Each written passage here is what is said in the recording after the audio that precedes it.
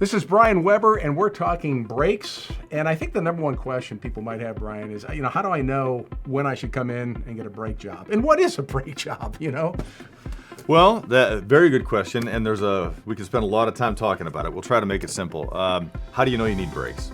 Probably the simplest things, you step on the brake pedal, something doesn't feel right. The car shakes, makes noise, pulls a little bit left or right, takes longer to stop than it used to. If you can tell that difference, usually it's gradual, so you may not notice that, but that's how you can tell if you need something. Something's not right. What's entailed in a brake job? Depends what it needs.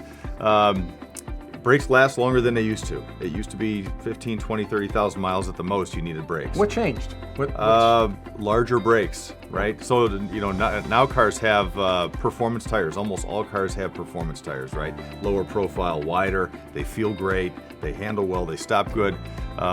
They also have bigger brakes, bigger brake rotors, so the cars stop in a shorter distance. Okay.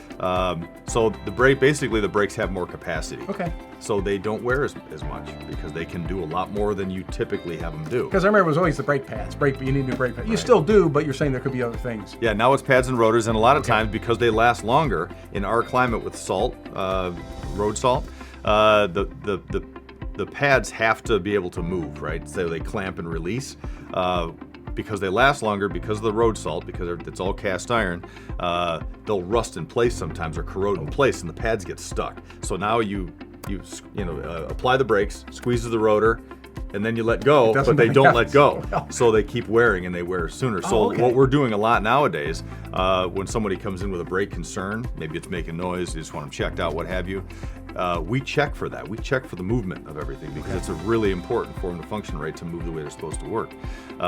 There's life left in the pads, everything else looks pretty good, but they're kind of getting stuck. We take it apart, we clean the rust out of there, we put the right type of lubricant in there, put it back together again.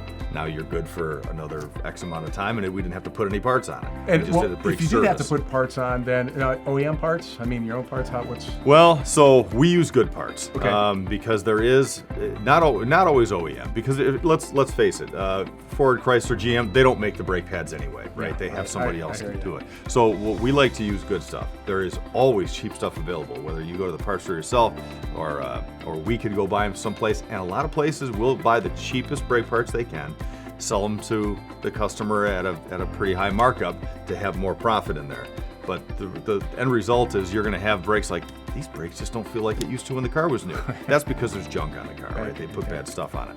We always use good stuff. Because we want you to be happy with it for the next 30, 40,000 miles. And safe too. Why not? Braking is kind of important. It's one of the most important parts of driving. You got to be able to start that thing. So, yes, it is. If you're not happy with your brakes, and maybe you're not happy where you've had your brakes fixed, well then stop going there and start going to a Weber Automotive. Brian will take care of you, and tons of experience. You can watch some of the other videos, and you'll see the kind of experience I have there. So, thanks so much, Brian. Thanks, Randy.